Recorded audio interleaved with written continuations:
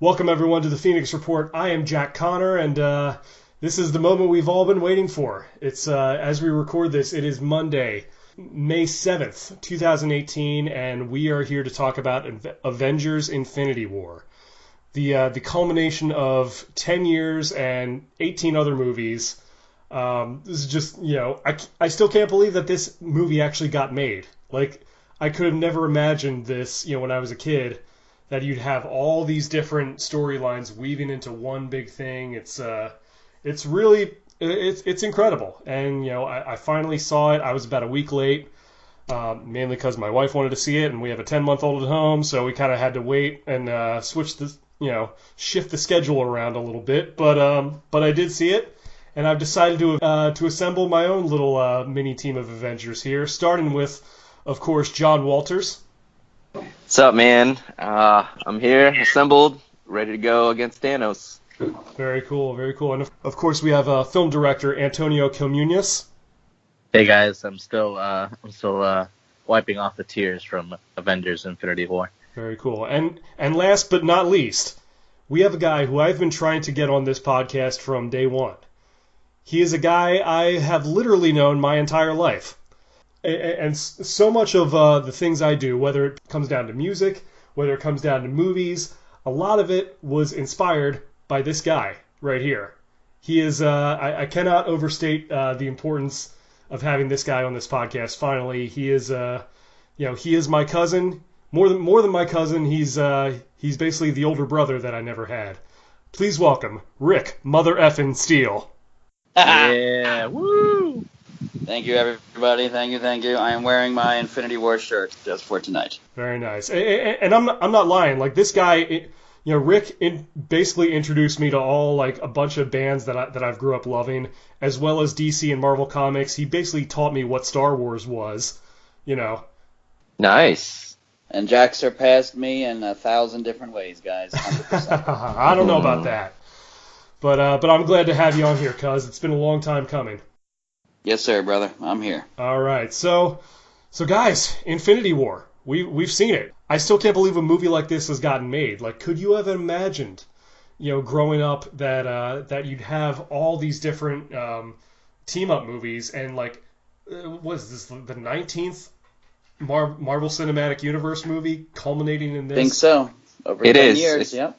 Yep, the 19th movie. Yeah, pretty amazing. I mean, normally I have a plan in mind when we do these movies, but it's just so much has been going on with this. I don't even know where to start. It's just, yeah. I know. It's incredible. Did any of you guys see it opening night or anything like that?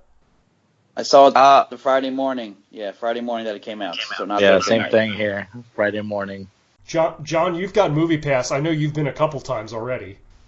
Yeah, I've been, two and a half. And it's a little bit harder to go because, I got a 3-year-old and a 1-year-old, but 2.5. And I say 2.5 because last Saturday or Friday, I was watching it, and it was like a 9:30 showing, and I didn't like the particular screen that I had, and I knew that across the hallway was a 10:30 showing. Mm-hmm. So I gave it like the first hour, and I was like, all right, I'm switching to the other screen because I know the other screen's like the best one. So Nice. So after about an hour, I got up and I went to the other, across the hallway to like their best theater, the best screen in that theater, and it was just so much.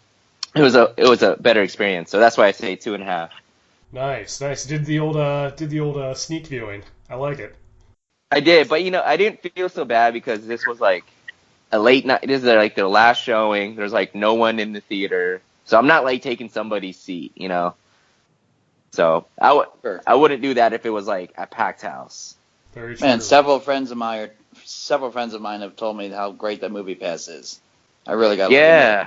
Yeah, it's pretty awesome. The only problem I would say with it is that they constantly are changing their terms as far as like you can watch a repeat of the same movie. No, you can't watch it. Yes, you can. No, you can't. They're constantly going back and forth. Oh, okay. So it's a little bit frustrating in that sense. But to be honest with you, when they say like, oh, you can only watch one movie, like you can't repeat the same movie, then to be honest with you, all you do is just purchase a different movie ticket for that around the same time. and then you just go to that movie to the Infinity War, you know? Yeah, pretty much. That's a good hack. Yeah, it's like I wish we could get MoviePass to sponsor this podcast. That'd be ideal, but you know. Oh, what are you gonna dude. do? Oh, yeah. A guy can dream. So to any of the fine folks at MoviePass, if you're listening, give me a call. Yeah, no, for $10 a month, honestly, it's like worth it. It's worth it. I've seen several movies, and many times. I mean, I saw Star Wars. I can't count 5 times. You know, for $10. You know, so it was. Dude, that's worth it right there. That's that's paid for itself. Yeah. I mean, with all the movies coming out in May and June, it might be. Yep. And July. Yeah, it might. Might be worth a little investment there, but Yep. So guys, what I'm going to try to do is try to go through this movie beat by beat, which there's a lot of it. I've kind of pulled up the the Wikipedia page.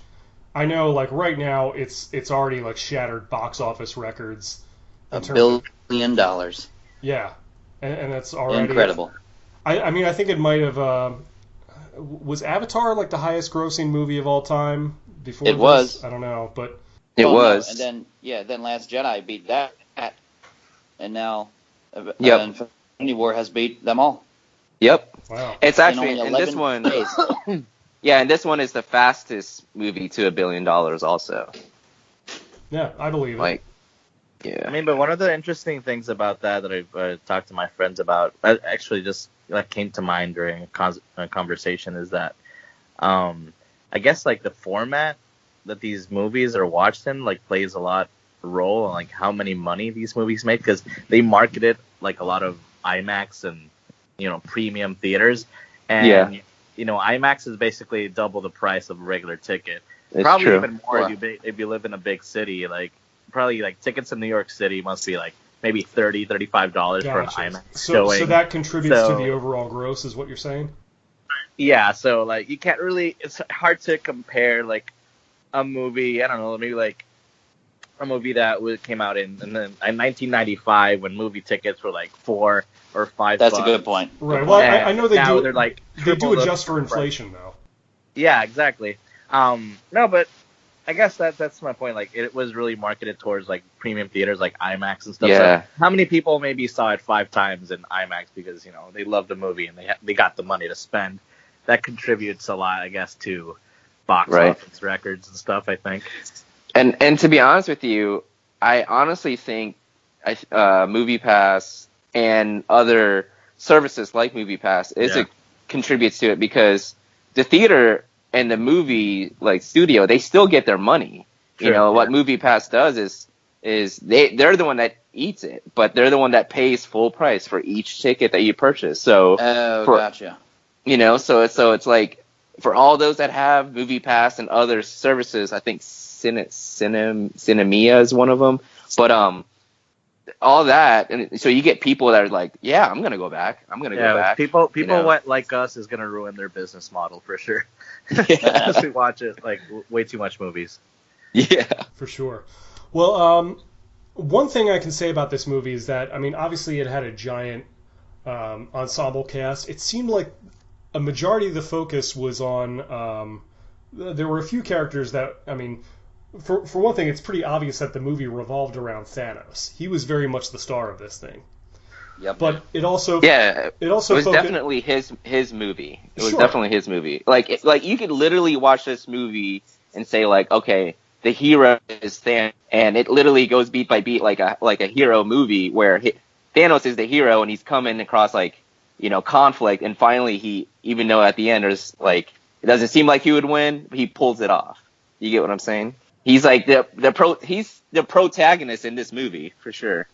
I mean, I would use the hero term a little bit loosely, but I see what you're saying.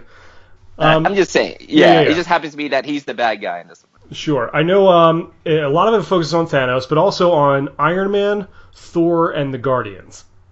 They kind of, those characters kind of have the most to do in this one. Not that the other characters don't, of course, but... And Doctor Strange, I would say, too. Yeah, Doctor Strange, I would say, has a huge part in it. And, well, I mean, everybody has really a lot of good stuff to do, but... I just felt like every time Iron Man was on, Doctor Strange was on there, too. That's what I mean. pretty close. Kind of cool to have the two Sherlock actors.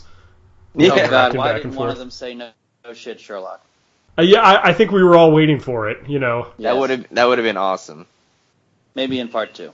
Right, or Elementary, my dear Stark. I don't know, something. Something would have been so great, so great. By the way, we're gonna, for those of you listening, spoiler alert. All right, just in case. Major. In case it's not obvious in the title of this thing when I post it, I want to just let everyone know we're about to spoil this movie. So if you have not seen it, first of all, who are you? And second, stop. Stop. Go see the movie, then start this up again. So, all right. Having gotten that out of the way, we open almost like right after the events of Thor Ragnarok. It's like it is right after, yeah. Pretty much like when we last left that movie, Thor, Hulk, Loki, and the rest of the survivors from Asgard. Asgard has been destroyed, completely wiped out. So they all kind of get on board a ship, and you think like, all right, we're gonna head to Earth. And I think the post-credits scene in that movie was that they were intercepted by a bigger ship. Well, apparently that was Thanos' ship because he got on and killed. I don't know if they killed. I have a huge question about this. You three are the guys to ask. Okay. Since Thanos' deal, every planet he goes to, apparently, is that he kills half the population so that the rest have. I think I know where you're going with this. Is the reason Valkyrie's not in Infinity War is because she took the half that survived and got the hell out of Dodge? I think so, Rick. And the reason why I think so, because I was checking one of the, because Marvel, the MCU has its own, wiki site. Oh, okay. And it says that Valkyrie is not, that she supposedly survived that whole thing and took some of the Asgardians. Now, we haven't seen that we haven't seen that in the movie, so we don't really know. But then again, we haven't seen her killed in the movie, so... Exactly. It's kind of a strange gray area here. Because they also say that they went to the planet Xandar, which we saw in the first Guardians of the Galaxy movie, and they took the Power Stone from there. So we don't know who survived that whole thing. Right. Yeah, as far as, with Thor saying he killed half of my people on that ship. Oh, that's basically. right. He did say that.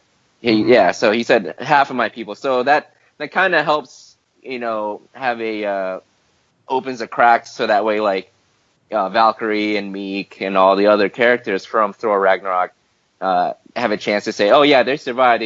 They were part of that half that didn't get killed. Now, at first, when I saw it, I hope the one stone guy, Korg. I don't know if he survived.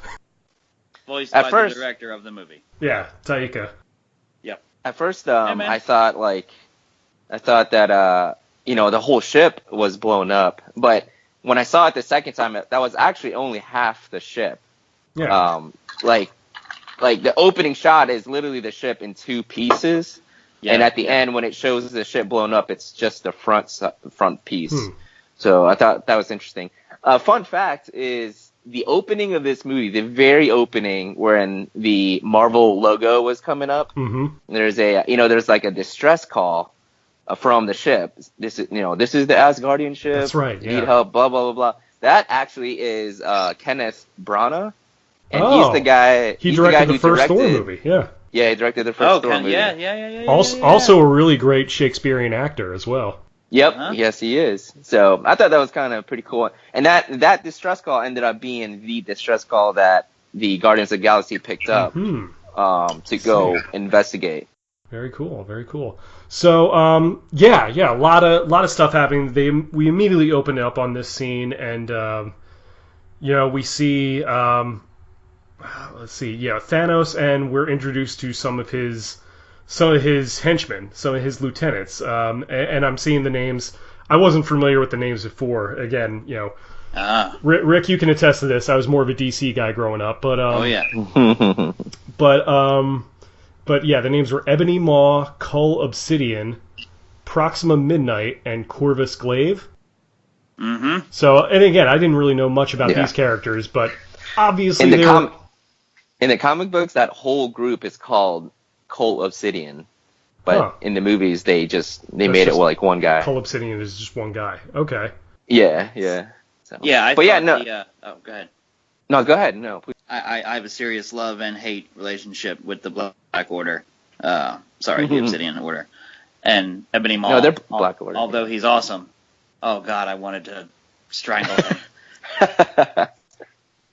I mean, what a great character. But, oh, my God, from first, just his sniveling little, you should be happy we're killing you so you don't have to suffer anymore. Like, really? Yeah, really, dude? Yeah, whoever was doing the voice acting for that was he was really great. He was just great. Yeah, he was awesome. You love to hate him. Yeah, it's like they weren't yeah. they weren't just like sort of generic, evil aliens. Like they all kind of had their own stuff going on. Cull Obsidian, I think, is known as Black Dwarf in the comics. Right, that's what I called him, Black Dwarf. Right. Yes. Yeah. Yep. Yeah, I'm looking that up right now. And Proxima Midnight, badass. Oh gosh, she's badass. Yeah. Yeah. Still hate her, but oh baby. For sure. So they Yeah. So they get there and they manage to get the space stone from the Tesseract because I guess they obviously they kind of laid Thor out, but they also got it from Loki. And Loki was trying to fake Thanos out a little bit, but trying to ambush him. And so he did. I like his. He did a callback in that scene. He said, "We have a Hulk." Yeah. Yeah, that was so great. And Hulk comes flying in, and you think all of a sudden like, oh, it's on now. Like it's gonna be a battle, and he gets his like one or two punches in and pins him to the wall. No, Thanos kicked his ass. Like it was crazy. He sure did. Like it was his job. Like it was crazy. Like you've never seen anyone stronger than the Hulk. Like I don't like. Obviously, they're never going to do this movie, but it's like if Superman and the Hulk went toe to toe, I'm pretty sure the Hulk would be stronger than Superman. But Thanos, definitely just manhandled him completely. Like I actually saw this one guy make a really funny comment, and I'm gonna paraphrase this, but he's like, it's like, dude, Thanos smacked Hulk so hard that he turned back into Bruce Banner and didn't come back out for the rest of the movie. That's right. That's exactly right. Like how badly do you have to kick Hulk's ass so that he decides to not be angry anymore? Oh man. Well, Maybe he. Stone. Yeah. I mean, since he had the Power Stone, is that possibly why he was? Maybe made him stronger. Yeah, that's a good point. I doubt without the stones he would have been strong enough. Right. Well, I don't think know. he didn't use the Power Stone in that, because if you notice, I noticed this second time around, in order for him to use the stones, he constantly has to like close his glove, like almost like an activation. Mm-hmm. There's like a trigger. Yeah, like he never he never triggered that glove. He literally is just super strong and is a martial artist basically. And he was just like, that's why Ebony Maw was like, oh, let him have his fun. Yeah. So, anyways, he never really activated that glove, and that scene was to show and establish that Thanos is, this big bad dude that we've been waiting for, and he's just as strong, if not stronger than the Hulk, but he's also a martial artist, and he just kicked his butt. No one's ever done that. And he also he's also much smarter than the Hulk, so there's that. Yeah. But yeah, they overpowered the Hulk, and Heimdall, who was by this time was already on the ground, he was messed up pretty bad. He activated the Bifrost and sent the Hulk back to Earth, just to kind of get out of there because he didn't really know what to do. But then Thanos ended up killing Loki. Yeah. And Heimdall. Yeah, killed both Loki and Heimdall. And look, I'm pretty sure, we've been faked out with Loki a couple times when it comes to his death, but I have a bad feeling this one's going to stick. Me too. Those eyes bulging out were pretty severe. Yeah, I'm pretty sure he's not walking away from that one.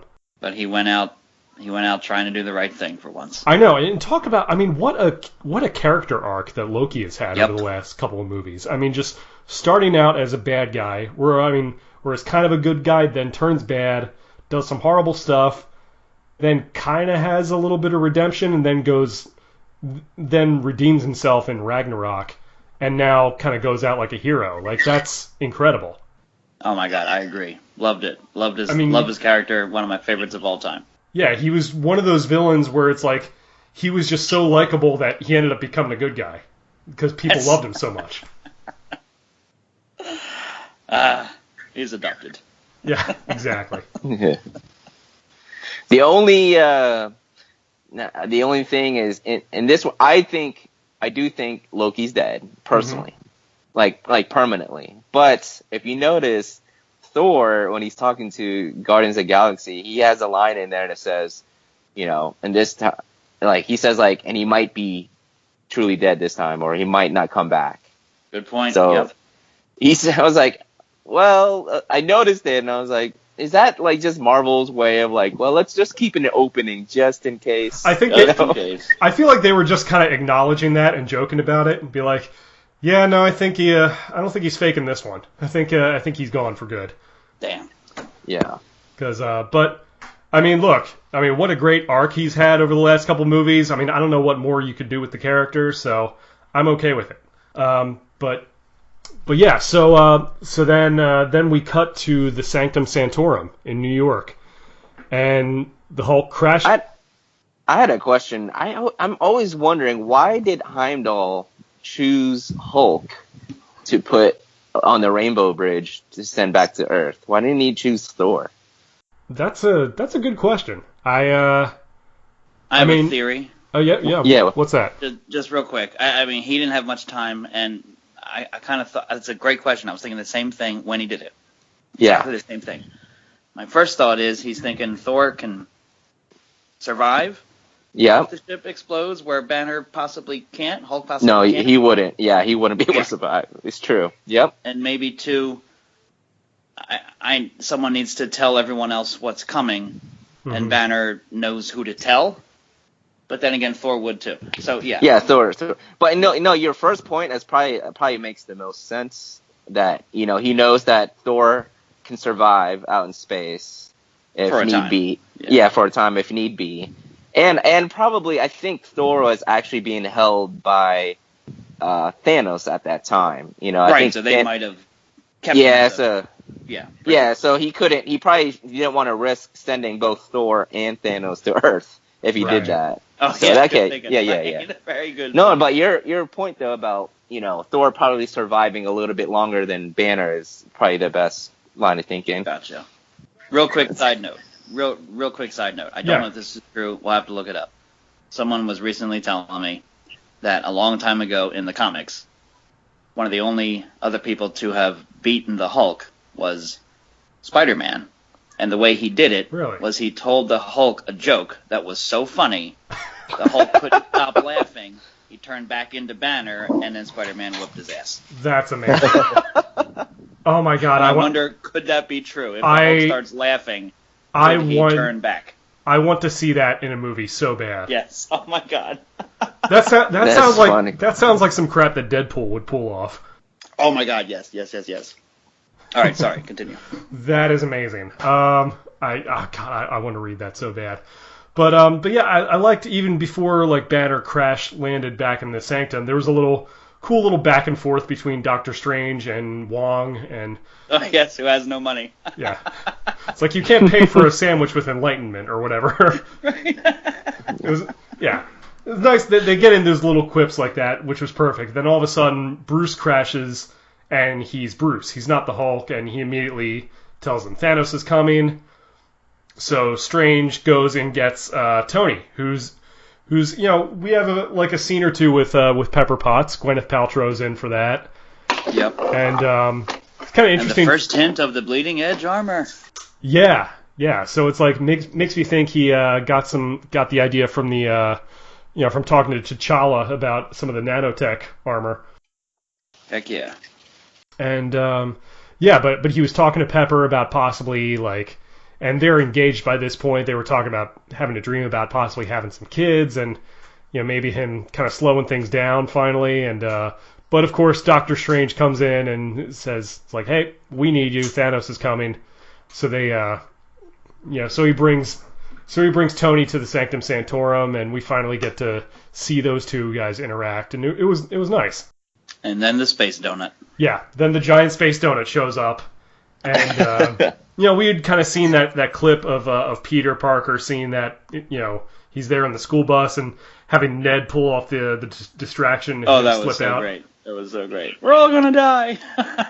Which makes me wonder if that was Ned causing a distraction or if that was his genuine reaction. I'm not sure. Yes. So Peter immediately jumps out of the bus. He's he goes to, I guess, to the park. Is that where he meets up with Tony? And because at this point, Tony and Doctor Strange and Wong, they're all heading out on the street because people are panicking, and they start fighting Ebony Maw and what's his face? Corvus Glaive? Cole Obsidian. Oh, Cole Obsidian. Black Dwarf, Cole Obsidian, whatever. Yeah. Yeah, so those two show up and... I have to say, and I know we touched on Ebony Maw, but that guy really stole the show as far as, like, who's the second, like, best bad guy in this movie. Obviously, the best is obviously Thanos, but then, like, I felt like with Ebony Maw, if they weren't able to, like, have the, be out in space, I don't know if anybody would have beat him. Like, that's a damn fine point. He was swatting their attacks away like they were nothing. Yeah. Is his power is just like telekinesis? Oh yeah. Well, yeah, but to an insane degree, obviously. Yeah. Looks like this one they just made it. He was kind of like the Starscream of that Transformers team. When whoever called him Squidward, I lost my mind. That was Tony, of course. I laughed so hard it was ridiculous. Like, of course he would say that. What's funny is my wife was cracking up so much. Like I didn't know it because I never watched. I never watched. You never watched SpongeBob? Yeah, I never watched SpongeBob. But then she like clues. Kids. Yep. Yeah, she like clues me in. I was like, oh, okay, all right. But she was just dying at that joke. I mean, my wife. He does look just like him. My wife was cracking up at that, and I'm pretty sure she never saw SpongeBob, so she was super into it. Damn, good job. So nice. Did you get it, Antonio? Yeah, I know there was a reference, so it's like, yeah. Right. Okay. All right. The SpongeBob life. Yeah, I mean, it went over my head. Of course, you'd expect that from Tony. He's full of pop culture quips and all that kind of stuff. Absolutely. That's his thing. But I gotta say, they did a good job with this movie because this movie really is. And in essence, it's a very heavy movie. So they did a good job of making sure you're laughing a lot along the way. Yeah. Like you've got Ebony Maw and Cole Obsidian literally coming down like it's like a sci-fi movie all of a sudden where you have like this alien coming down and it seems scary, but then all of a sudden like you've got jokes like Bruce Banner having like performance issues and right. and like and Stark's like, hey, you're embarrassing me in front of the wizard, like. Yeah, I think Disney has perfected this balance between the slapsticky comedy and the action sequences. It's really like fun for the whole family. Yeah. But it might be one of the reasons why people eventually will get, I don't know, that Avengers fatigue or whatever they call it. It's just that's true. It's kind of like the same combination. Yeah, sometimes they do push it a little bit with the jokes where it's like it almost gets into self-parody, but they bring it back really well. Definitely huge shout out to the writers Christopher Marcus and Stephen McFeely. Yeah, man. Yeah, I mean, these guys are awesome. He was giving us all the McFeelys. It was amazing. Whatever the stuff is improvised too. Like who knows whatever these actors bring onto the scene too is just like suggestions. Yeah, just Downey riffing it the entire time. It may be. And of course the Russo brothers for juggling all this is incredible. Oh, the Russos are just amazing, and they bring in the awesome writers. And I was reading like how they do things, and they'll say like, the Russos will go to the writers and they'll present a problem, and if they come up with a really good solution within 2 weeks, they'll say, well, then that was too easy. We got to make this harder. And so they'll come up with, so they'll make it even worse. So that way it's harder to try and figure out better than 2 weeks worth. that's a pretty darn good way of doing things as long as you come up with a good way, then throwing the predictability out the window. Yeah, definitely. For sure. I mean, there's so many great lines. I mean, I can't remember them all, but like, but just like Tony telling Peter's like, "Hey, we have to protect the wizard from an alien or something." It's like, okay. Yeah. He boiled it all down to teenager terms. It was great. Spidey just goes in without missing a beat. It was perfect. But yeah, the whole sequence of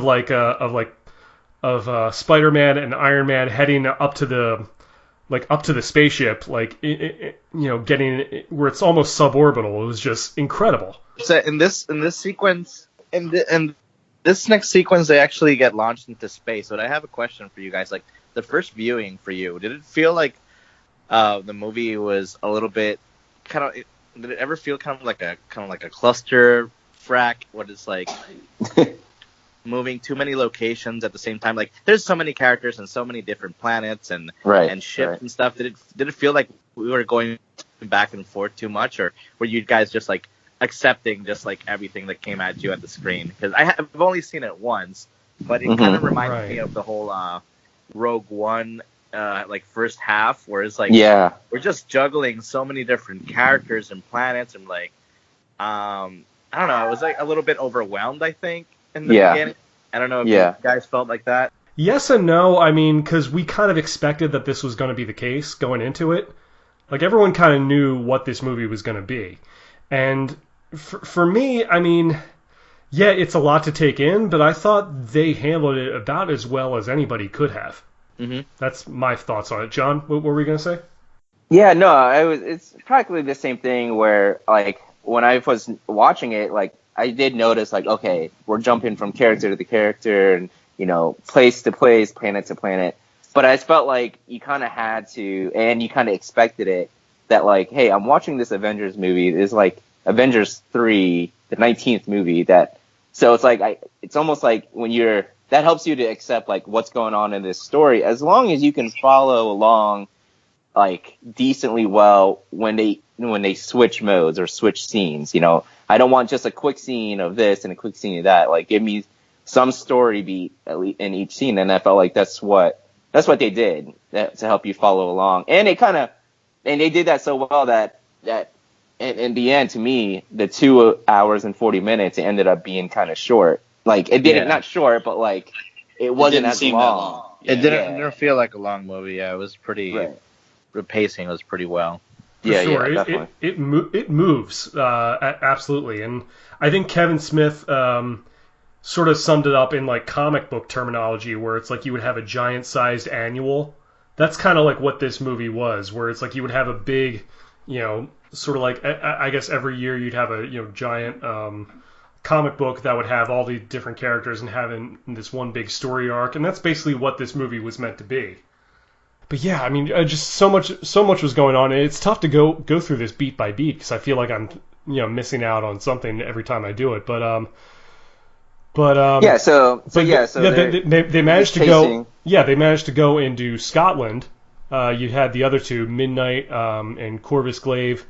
They found Scarlet Witch and Vision in Scotland, which was pretty cool to see Vision kind of passing for human. It's just regular Paul Bettany, no makeup.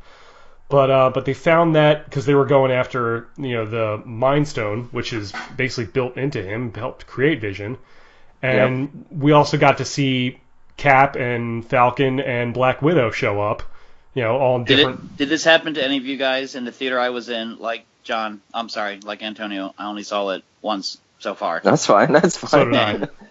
When Cap's shadow was there, half the theater was cheering. Mm-hmm. It was fantastic. Oh yeah, people were clapping and shit. Yeah, for sure. Oh yeah, and especially because you have the pretty much the Avengers theme song. Oh yeah, like pumping you up that this is Cap's entrance, and it's like you can't help but to almost clap. Oh, it was so great. And it was Cap so Cap great. with the beard. I was like, you guys are messing with the wrong guy. Yeah. For sure. That was good. And even for me going into it, I mean, Cap is kind of my favorite character in this whole series, and I was thinking, All right, I just don't want them to kill Cap in this one. Please don't. I know. I was positive he was going. Positive. Lucky you. It's like I know what Chris Evans said in interviews, but Downey said that stuff before, and he's showed up for a few extra movies. So that's true. That's true. If they open up their wallets, they'll figure something out. But yep. And the way they fought as a team, you could tell they. I mean, I know the whole Avengers team is a great team and are great at teamwork, and they're really great at focusing on that. But Falcon, Cap, Scarlet Witch, which of course they can't call her, but we do. They fought together like they've been doing it for years, which they kind of have. It was one of the best, in my amateur opinion, one of the best fight scenes of the entire movie was in Scotland. Yeah. Not the best, but one of the best. Right on. No, yeah, no, it's a very enjoyable scene. It was just cool to see Scarlet's powers, man. Just sort of like her taking off, I don't know, just everything that she does, it just looks awesome. Rick, you bring up a good point. I don't think they've actually called her Scarlet Witch in the movies. It's because they can't. Because they don't have the rights to the mutants yet. No. They don't have the rights they do. They do. They have to the X-Men. That's call her true. Wanda. And remember, from Marvel Studios' point of view, Scarlet Witch and Quicksilver are not mutants. They're humans who have been experimented on. That's right. Yeah, because in the comics they're just Wanda and Peter, or Pietro. That's all they were. Pietro. Yeah, that's true. Because in the comics, their dad is Magneto. Correct. Right. So yeah, they are mutants in the comics. In the world of Marvel movies, there are no such thing as mutants. That's not yet. Well, for now. Not yet. Yeah. For now. Yeah. Yeah, that's Which why. Is why we had S.H.I.E.L.D. focused so hard on the Inhumans, on the mist, turning people into superpowers. Yeah. Instead of mutants. Inhumans. Yeah. Anyway, sorry. All this other stuff. Yeah. No, you're absolutely right. That's why we had 2 Quicksilvers a couple years ago. That's right. But yeah, but it was cool to see her with full control of her powers. Seems like because she's been kind of learning as we've gone, with the last couple movies. But yeah, you're right. That was a great scene, and it was cool seeing the Guardians, respond to the distress signal, and when they got Thor, and just that whole interaction with Thor in their ship was great. I mean, it was just them Star-Lord. having fun. That whole scene with Thor and the Guardian ship, that whole scene is just so funny. That all of the scenes in that. Wait, you speak Groot? Of course I do. I took a class. You took an elective. What? Come on. Yeah. That was Rocket great. Raccoon is a rabbit. Yes. Rabbit. Oh my gosh! Every time he called them Rabbit. Power. Can I just say something about Drax real quick? I mean, Drax is hilarious in the movie. I mean, Dave Bautista does such a great job with it. Which is crazy because I'm a big WWE fan, as you guys know. Dave Bautista, even during his wrestling days, he always portrayed a really serious character. Even in WWE, you never really got to see his funny side all that much. He wasn't that much of a talker during his wrestling days, which is just makes it so crazy to see him take on this role and just crush it the way he has. And he's great at drama too. In Guardians 2. I still love the scene when he's telling Mantis about his family. Yeah. And you can see it in his eyes how crushed he is by it. I'm like, this guy was a wrestler and he is killing this. Yeah. He's so good. For sure. The whole, I mean, really, I'm telling you, that whole, I just love all of that scene, between Thor laying down, and it's just a dude. No. You're just a dude. This is a man. He's like an angel pirate. It's a large, well-built, muscular man. Great.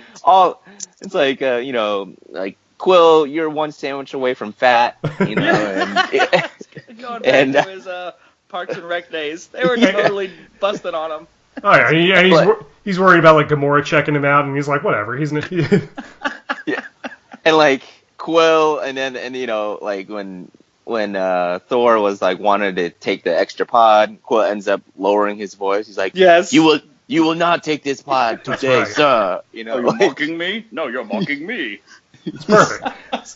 Honestly, all of that was hilarious. Even when whatchamacallit, when Star-Lord or Peter Quill was talking to Gamora, Mm-hmm. And like it was so serious, and then all of a sudden it's like you see Drax, and he's like, they're like, how long have you been standing there? And he's like, an hour, you know. He's like, I've mastered the art of I don't know, Invisibility. So silent that I'm invisible. Yeah. Or no, we can standing clearly so see. still that he's invisible. That was all great. of that scene, and Thor saying like, oh, thank you, sweet rabbit. You know, like calling raccoon sweet rabbit. I mean, just so many laugh out loud moments in that. It's such a treat for all of us to see these guys interact with each other. Yeah.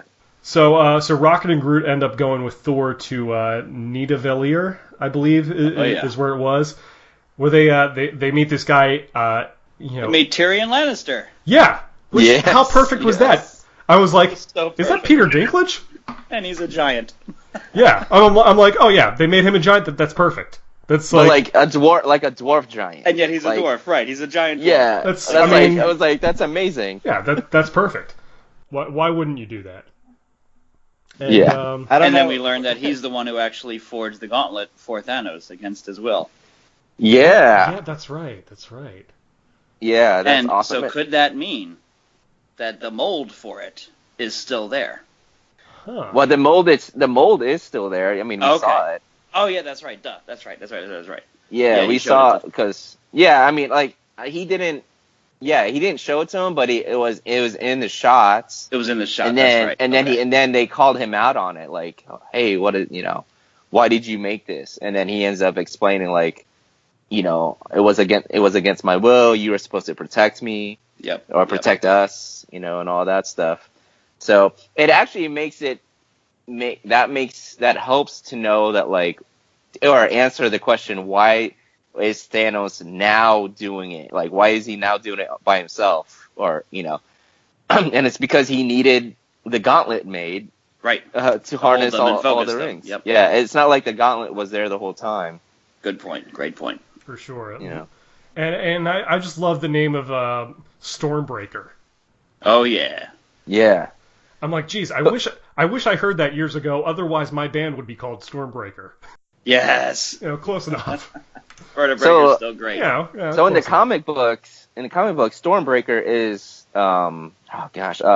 his doppelganger sort of. What's his name? Beta Ray Bill. Oh, Beta Ray Bill. There you Beta go. Ray Bill. Right, it's his hammer. Yeah. That's his hammer in the comics. So it was quite interesting. I guess they're not going to go with Beta Ray Bill, even though there was like a little nod to him in Thor Ragnarok, but maybe who knows? Maybe we'll get. I wonder if that guy's. Oh gonna yeah, show right. On the big statue of faces at the Grand Master's place. Right. One of them looked a lot like Beta Ray Bill. It's a great point. Yeah, definitely. And they could always introduce him, and they could Thor could end up giving that hammer to him, and maybe he gets his old hammer back. I don't know.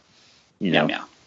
So it was but that was kind of cool to bring Stormbreaker, and Stormbreaker that was a giant warhammer. Oh, it was so big. It's metal. I love it. And it's got a little piece of Groot on it for all time. Yeah. Yeah. People were asking if Groot kind of like lended part of himself to be the handle of the hammer. That was great. Does that if he lifted the hammer, does that mean that he's worthy? Oh yeah, I really think Groot's worthy.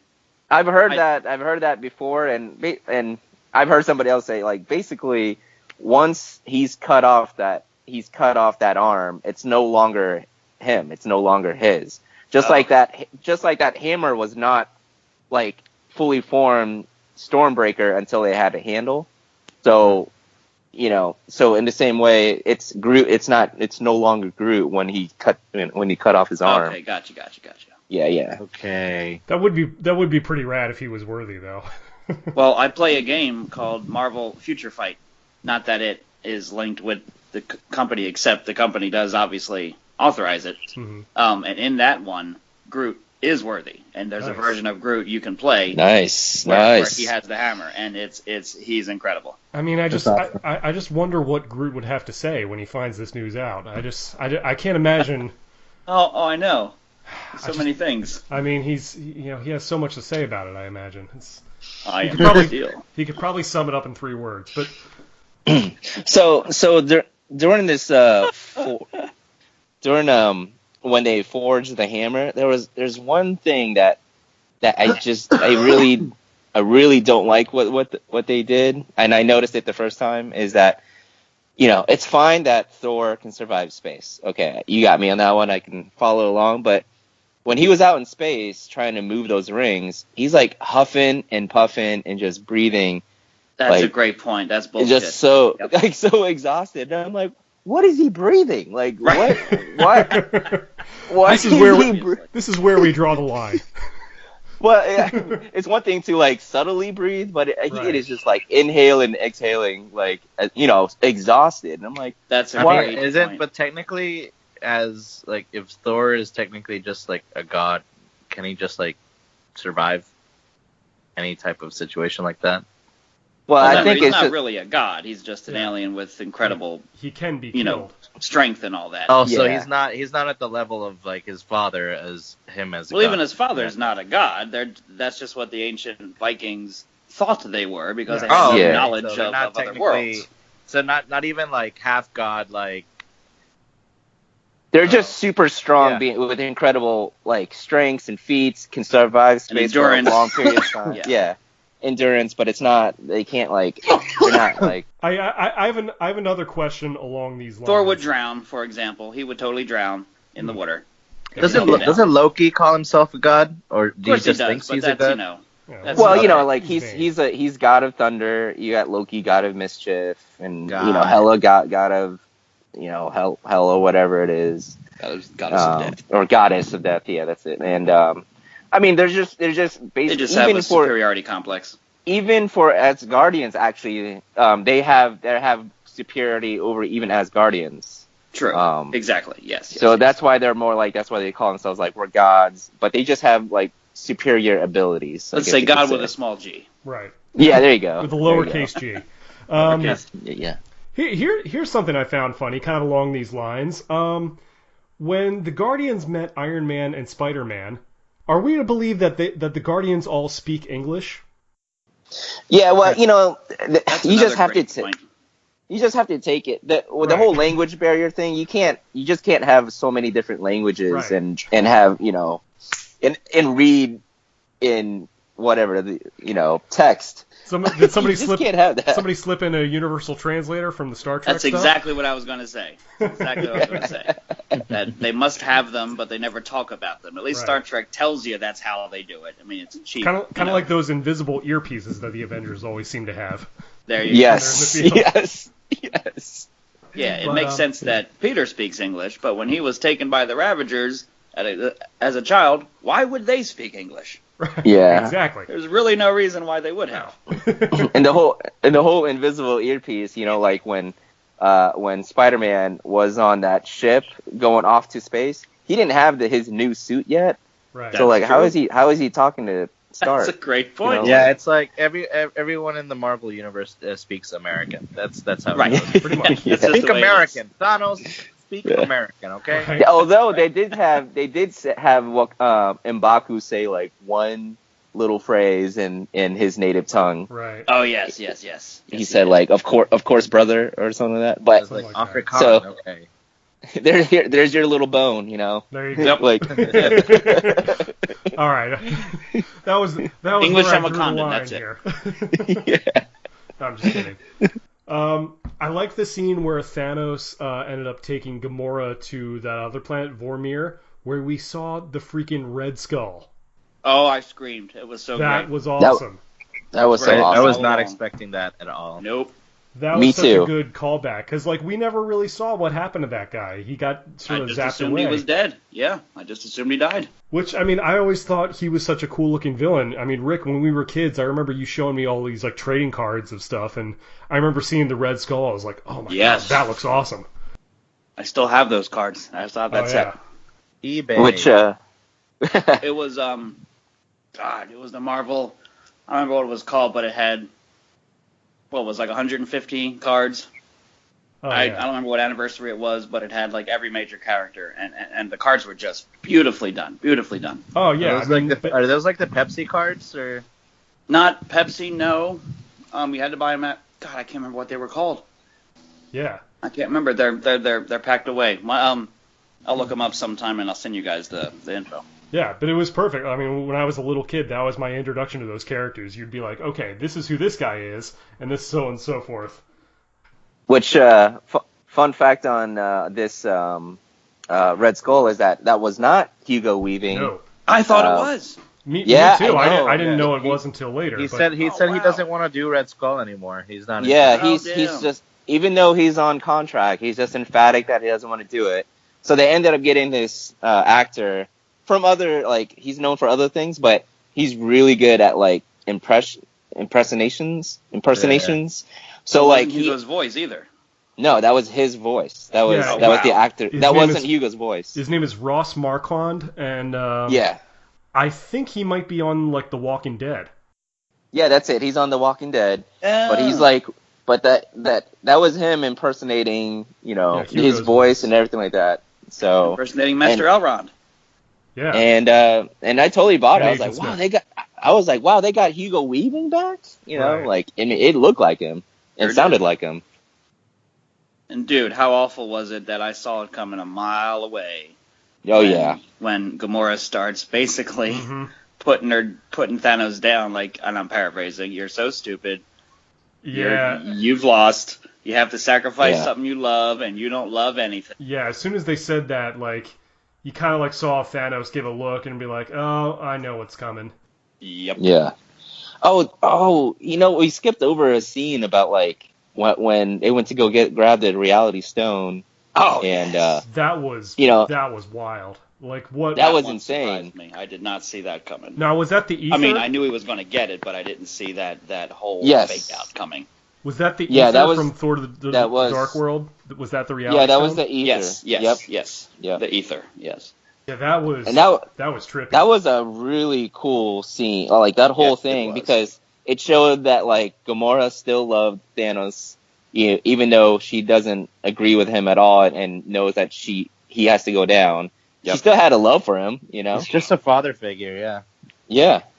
And I love And another great comedic moment when Star-Lord tries to shoot her. Yes. Bubbles. Yeah. He Couldn't had help the but whole. snicker.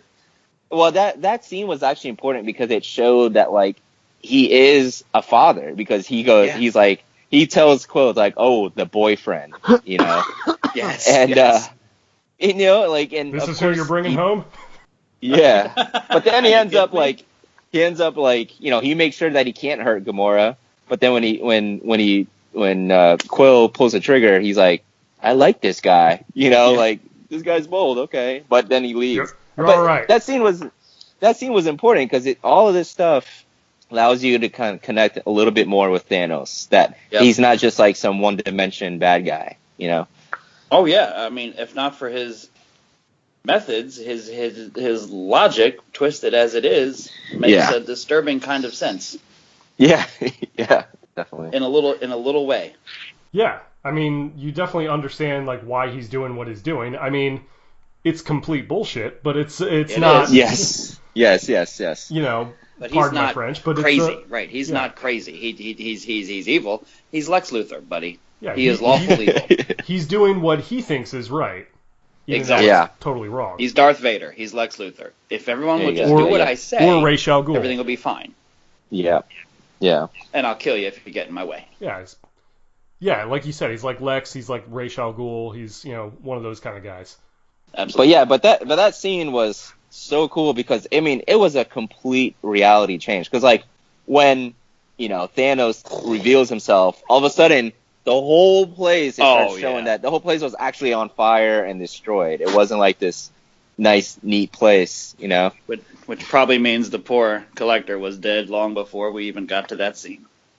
By the way, Yeah. someone needs to check on Howard the Duck. I know he was in there somewhere. Oh, gosh. No. Someone asked me that too. He's okay. And in Guardians 2, when we first go to that, this is a real quick cutaway moment. When we first see Yondu at that club where he meets Rocky. Yeah, Sylvester Stallone. Yeah, and they have that fight. Rocky Howard his the Duck face. is outside that bar talking to somebody, having a drink. That's funny. It's a super quick scene. So Howard was not on the planet nowhere when Thanos got there. Howard's okay. Well, thank God. We may still see a Howard movie, I guarantee. Dude, at this point, they could probably make that, and it would still make $1 billion. Like Marvel is just, of course it will. Like Marvel is just getting cocky at this point. Yeah. We're gonna show you a movie about a guitar playing duck, and you're gonna love it. Guess what? 10 million, easily. Yes. So, oh God. So yeah, now he's got 4 stones. For sure, and you know, once you get like reality warping in play, it's like, how do you beat this guy? Oh, I was getting pissed because the whole time I thought, well, he's not going to get all 6 until the second movie, and by this point with the reality stone, I'm like sweating in my seat, going, Jesus Christ, he's going to get all of them. Like, how are they going to wrap this up? This is I was nervous. Yeah, by that because point. I was nervous. Yeah, reality stone was like the 3rd stone, so. Like, and then you're right. Yeah, that was the 3rd stone because the next stone he gets was that the whole soul thing, with which was crazy. Yeah, once he starts getting like 3 or more, and you're like, oh geez, it's over. Exactly. You just can't. Right, like what do you do from there? Like nothing. Like hide under a rock. I gotta say, I could have sworn the Soul Stone was in Wakanda.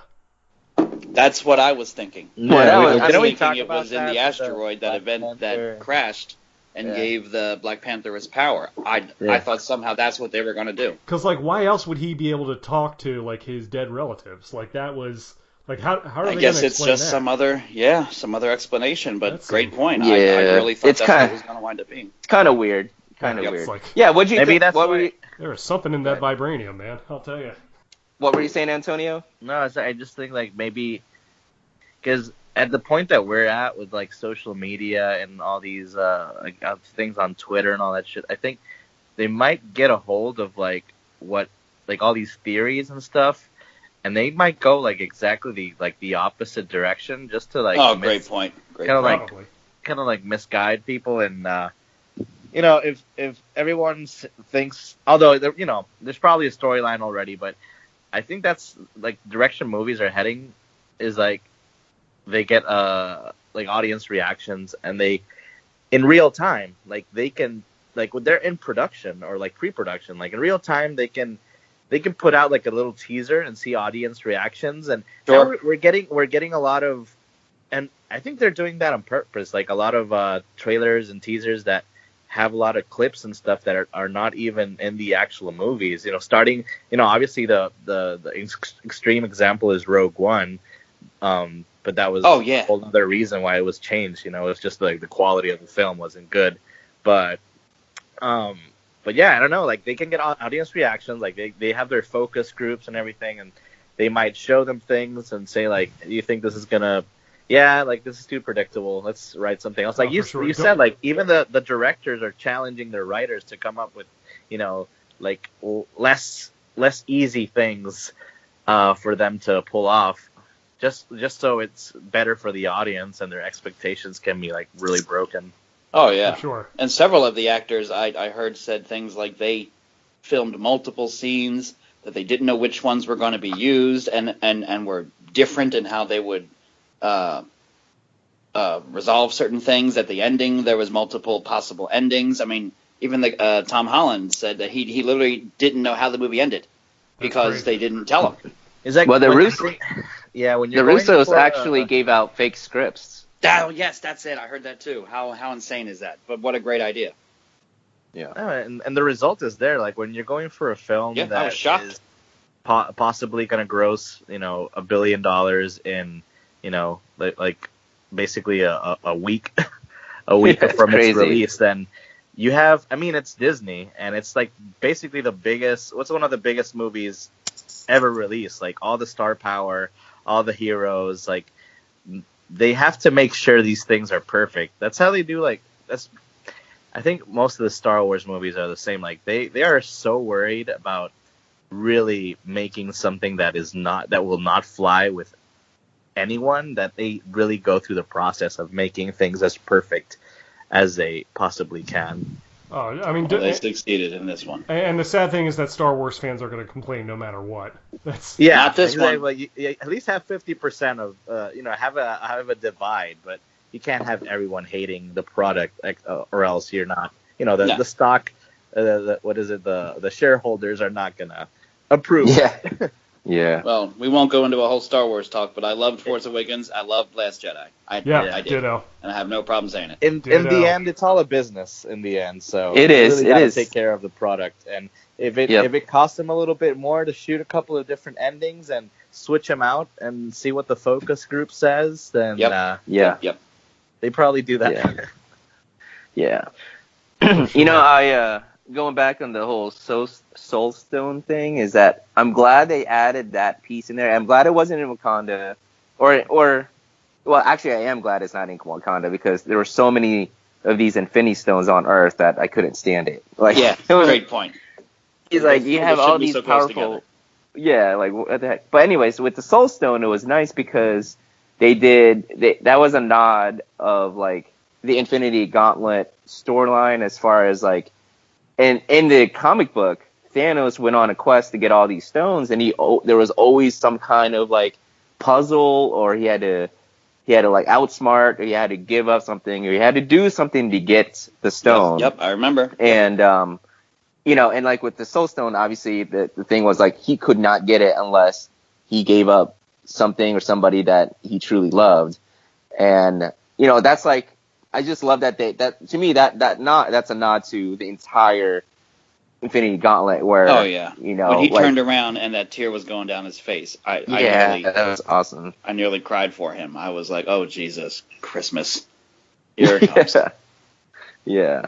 I mean, I wish there was a little bit more quest in it where it's like he had to do a couple more things, but I mean, I'm fine with what they did, and as long as they had at least one of the stones where he had to like figure something out or give up something, like in the comic book, I think one of the things he did was like, I think for the space stone, a guy had a space stone and he was like super fast, and basically he would just go all over Thanos, and Thanos could never catch him. So in order to grab that stone from him, what he did, he had the time stone. So like when he got close by, he activated the time stone and made that guy super old, like super old to where he couldn't run anymore. And so I don't even remember that. That's great. Yeah, so he like slowed him down, and that's how he grabbed the stone. Where he like, it's like this quest of like how, and it also shows us how smart he is. Yep.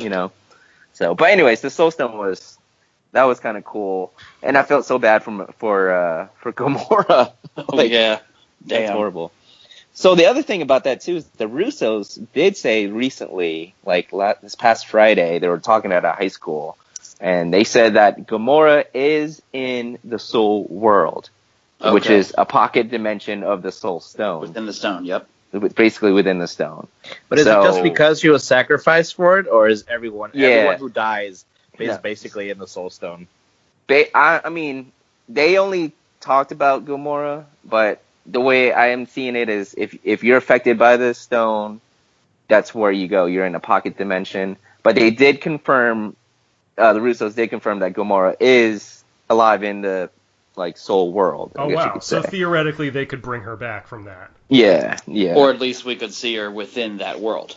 Right. Exactly. Because her head's kind of crushed on the rocks, unfortunately. Yeah. It's tough to walk away from that one. Right. But it's not impossible. Stranger things have happened. They have. Yeah, but it was just so rad seeing the Red Skull in Wraith form. Yeah, he looked like a Dementor. That's what it was at first. So they finally get together on Wakanda, where we have just the giant fight in the middle of it. In the field with all the Wakandans, and then eventually Thor and Rocket and Groot show up, which was that was the second time that I cheered. I almost stood up in my seat. Dude, how about that for an entrance? Yes. Oh, it was so great. The only thing that would have made it better, because like it or not, Thor has a theme song now. Thor has his own theme song. Immigrant song. And that is the only thing that could have made that scene better. It didn't need it. I was fine without it. But if that song started playing before the Rainbow Bridge showed up, my God, I would have just screamed. I mean, it's right there in the lyrics. Hammer of the gods. Yes. I mean, I don't know how much it would cost for them to pay Zeppelin for the licensing. A second time. But they might have actually played Thor's theme song, but it's from Thor 1. I think you're right. I think they did. Yep. Like, I think Yeah. Yeah. And it was still great. Don't get me wrong. It was that's still true. yeah, It yeah. would have been great if they busted out with Zeppelin in the middle of that. Oh yeah. And okay, I could- since we went right there, when Yeah. Rocket meets Bucky, probably my favorite line of the entire movie. How much for the Yeah, gun? yeah. It's not How for much sale. for the arm? It's not for sale. Yes, yes. I'm gonna get that arm. Yeah. Of course. Which by the way, they were so casual about it. It's like, with all this stuff, he's like, yeah, a talking raccoon. That's like the least weird thing I've seen today. Exactly. And there's Oh, a tree, this is my friend Tree. and he's hanging out with the Groot. tree. Yeah. At that Steve point, Rogers. he's just like, yeah, sure, just grab a gun, let's fight. Grab a gun, do it. Well, I mean, they're literally fighting aliens at that point already. yeah. By that Oh, yeah. point, so it's kind of like Talking about like we're talking about like different planets and aliens and stuff like that. A couple of days ago, I was just thinking of going to see the movie again. But one of the things I was wondering that when Spider-Man goes into space with Stark and Doctor Strange and all that, they end up Yeah. going to another planet. They go to Titan, right? Eventually. yeah, yep. Why is? I mean, there's a lot of weird shit going on, but isn't Peter Parker like a big nerd? Why is he not? I thought there would be more of a reaction of him being in another planet, or in an actual spaceship. That's a great point too. It's very casual. He's not freaking out about Right. being in another, planet like billions of light years away. That's true. That's true. And I thought about that. I was like, that's so weird that they didn't have him like freaking out. But then again, he is a mutant spider kid, so maybe it's just accepting. Oh, but fact. the aliens ending to getting rid of Ebony Maw, though, how great was that on the ship? Oh, that was yeah. great. Where first And Peter's again- like, hey, did you ever see Aliens? And Tony's like, Yeah. enough with the old movie references. It's all And that's movie exactly references. what they use to Star get Wars, Yeah, that's a Snarky that's ass. a good and it's a good callback of like that's who Spider-Man is. That's how we were Absolutely. introduced to him. He's just like he just referenced everything. You ever Pop see that culture. movie with the walkie thingies on the snow planet? Yes, That that's really awesome. old movie, Empire Strikes Back. They're like, how old is this guy? The Oh, walkie thingies. which by the way, since we're back on that scene on that ship, I have to say, a lot of problems in this MCU are really caused by Tony Stark.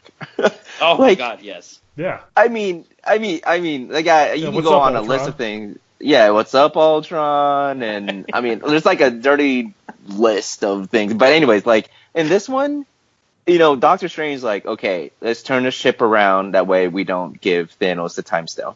And Tony's like, you know what? I've had nightmares about this guy. Let's take the fight to him. Yeah, and it's like, I agree. so it's like, dude, you literally brought the stone to him, and now Doctor Strange had to look like, into the future to figure out what's the best way to win. Yeah, now that we're here. Although, John, in his defense, if they went back to Earth, Thanos would have just came right back to Earth because he knows that Strange has the time stone. And he's got the space. Yeah, stone, no, but I still. understand, but like he literally like took the fight to Thanos and was like where they're like the most vulnerable. Like they don't have defenses in on Titan. At least on point. Earth Good point. you could have more heroes. You could have obviously Thanos would probably get it, but at the same time it's like there's a lot of problems Right, at that the time Tony they wouldn't have causes. known that. Yeah. Yeah. And There's a lot of let's also problems not that Tony forget causes. my favorite hashtag of this entire movie. Hashtag, it's all Peter Quill's fault. Yeah. I mean, in a way, that's right, because like they almost got the Exactly gauntlet right. off him, but once he found out, Oh my God, they Gamora- had it. They were there. They were right there. Yeah, like if you think about it with Tony, he had Ultron. He's the one that caused the whole Accords and Civil War. Sure did. Doesn't Doesn't he a murder bot? Yep. Yes, so, and then he's bringing Time Stone literally to Thanos' planet. Like, okay, I have nightmares about this dude. Let's go to him. But I mean, it's a good. I'm not complaining. I'm just stating that like I'm with you. Tony's causing a lot of problems here in this MCU. Unintentionally, but yep. Yeah. Pretty much. Well, this time it was Star-Lord's fault because he was freaking out because his girlfriend got killed, which understandable, but at the same time it's like, dude, relax, take a You can knee kill for a him second. you can kill him in 10 seconds. Just chill. But, Which by the way, I think all of that was all part of the plan for Doctor Strange. Like, That's probably true. Great point. I think because he said that, like, I looked at 14 million possibilities. There's one that we won, and then there was only one, and like from everything on, he went with that plan, in my opinion. So like, no, great point, because we don't know what he saw. That's a great point. Yeah, so like, because like, there's two things that he said that, like, there's one that we win. He says we win, and then the other part is like before he was dying, he said, this is like, we had no only way. Yeah, this was the only way. Like we're in the end game now. So like, he's still playing. He's still playing. It's still part of the plan. Oh, he knows exactly what's going on. Which, again, let's get to the ending. The big climax of it is the snap. Yes. Oh, Jesus. He said, you should have gone for my head. Snap. Yeah, that was awesome. Yeah. So, I mean, that was the big thing. We saw, half of all life disappear and disintegrate, apparently killed, but I don't buy that they're dead for a minute. They can't be. Several of them have more movies coming out. You're talking about, MCU is famous for their fake deaths. This is like the epitome of their fake death. Like, here basically, all the kids were crying, and all of us were like, I feel bad, but not as bad as I should, because I kind of know what's going to happen. It was wonderfully done. I mean, you definitely felt bad at it. But, I mean, a couple things. For one thing, it's like, there's no doubt that Doctor Strange pulled some magic crap to figure out all this, because otherwise, why would he have spared Tony's life if it wasn't part of the plan? Because he even said it up front, he's like, look, if you die, you die, but, like, we gotta... Yeah, I'm saving the time stone. Yes. I mean, look, all like the pre-snap deaths, I'm pretty sure they're permanent. Yep. Except for Gamora. Except for possibly Gamora. Possibly with Gamora, but like, I'm talking about the deaths pre-snap, of course. Yeah. Heimdall, Loki, Vision. Quick question, because someone told me this. Vision could be rebuilt, theoretically. Well, here's my question on that. Seriously. It wouldn't be the same Vision, though. Because I didn't see this, but two separate friends of mine, without having talked to each other, who saw it twice, say the second time, when they were watching Shuri in Wakanda, trying to get the Mind Stone out of Vision, that she probably realized she was never going to get it out in time. And that if you looked on her computer screen, which I did not, that it looked like she was downloading Vision, downloading whatever's in his mind. Yeah. Perfect. Which the obvious possibility there is she could, in effect, build him a new body, not as powerful, wouldn't have the stone anymore. Because in the comics, Vision never had the Mind Stone. He never had it. Right. So he could totally come back with his personality. I think he could totally come back. The only thing is that in this movie, they established that, like, Vision is evolving because he's a combination of this personality, the stone itself, this personality, that personality. Right, Jarvis. So like, yep. So like, he could come back, but it wouldn't be the same Vision. Like, it wouldn't, the personalities would be different. His Boy, did evolution. He go out hard. Yes. Oh, dude, he had the worst. He got killed. Two deaths. He got killed, brought back to life, and then killed him again. That's crazy. And I kind of saw that one coming too. Thanos was like, "Oh, that's great," but I got this old thing called the Time Stone. Nope. Just put it in reverse. Yeah. Oh yeah. Well, the whole time I was telling Jen, I was like, for Wanda to kill him off, it doesn't matter. Like, it doesn't matter how she's gonna kill him. Like, he's there with the Time Stone. It's not gonna happen. Right. Like. Yeah, it was still cool to see her sacrifice him that way and all the anguish. It was cool to see. But yeah, I had the same thought. I'm like, he's just gonna go. Yeah, pretty much. And I will say, Marvel. Obviously, this is, it's fake death, and Spider-Man literally has a movie coming out 2 months after Avengers 4. Yeah. I don't know how they're gonna. Hard. He did go. I don't know how they're gonna do the trailer for that one, but right. But I mean, like, even though it's kind of a fake death, but like the way they portrayed it and the execution, there you go, the execution. I mean, it really got to you. Because he was scared. He was scared. You got like a 16-year-old kid. Yeah. Yep. Yeah. Right. Yeah. He's what, 16? Yeah, 16 years old. The character. He's his spider senses are like literally telling him like something's really, really wrong, and then all of a sudden he starts feeling it. Oh God, it was awful. And they just felt bad for the they made kid. you think he was okay because everyone else had already faded. So you're like, oh, okay, he makes it. Oh, Jesus Christ, here it comes. Yeah. And I have to say they did a good switch on me with Black Panther, because he was walking up to Okoye like, hey, this is not the day to die. So you think that Okoye is gonna go, and all of a sudden it's exactly him that what starts I thought going. Too. Exactly what I thought. Oh, God, that was good. Great. In the theater, like 47 people all gasped out loud when Black Panther started going. They were like anyone but him. Yeah. He's like, yo, that movie just made $1 billion. What? And this is why. And this is why. Yeah. So yeah, that's a couple things where it's like, okay, we know that for sure Spider-Man and Black Panther are getting more movies. So there's no way they're staying dead. Guardians. Doctor Strange. Guardians 3 is already on the books. Oh yeah. I mean, I don't know. Yep. I don't know what else is slated for sequels. I mean, I'm sure Doctor Strange has it. I'm sure that dude's somehow behind all this. Yeah. Oh, hey, quick side note. So, because I guess I wasn't sure about this. So, Ant-Man and the Wasp, when that movie comes out, their story takes place before this, right? Yes. It does. Yes, it does. Okay. So does Captain Marvel. And so does Captain Marvel. Yeah, that I knew. That takes place like in the 90s or the 80s. Because those are the two movies that are coming out before Avengers 4. Gotcha. Yeah. So let's talk about that for a second. The post-credit scene. You know what would be funny is Avengers 4, and then all of a sudden they're like, yeah, we're done with the MCU. All movies coming out are prequels now. Oh. You just have a movie with Michael Douglas as Ant-Man and T'Chaka teaming up. Yeah, that'd be funny. The old school Avengers. But yeah, the after credit, it was great to see the non-heroes part of the world. And what was happening to that? Yeah, it was Nick Fury and Maria Hill. We hadn't seen them in a while, but they were driving around and they saw like people on the street disappearing, like helicopters coming out of the sky because theoretically pilots were disappearing. Yeah, it was exactly right. It was Rapture style. It was the MCU Rapture basically. Yeah. That's right. Yeah. You had Fury about to drop a mother effer before he yes, threw Sam Jackson as usual.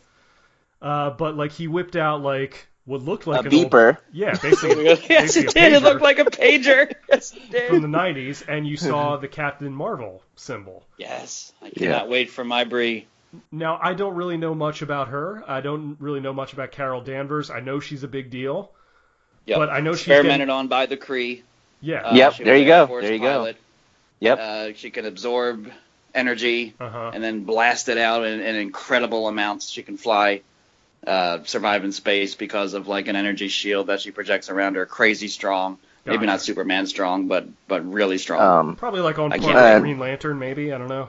Well, Feige has said because every time they talk about Captain Marvel, he said this is going to be the strongest character in the MCU like we've seen yet.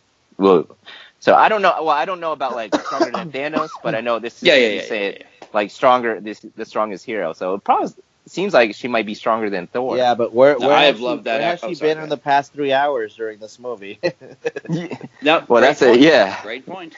Well, that's why she's got that beeper, man. Like that's. I'm guessing that in her movie. You didn't see the space donut? Come on. Exactly. Right. How'd you not miss the space donut? Right. Yeah. I don't know where she's been this whole time. It's possible she's not on Earth. Yeah.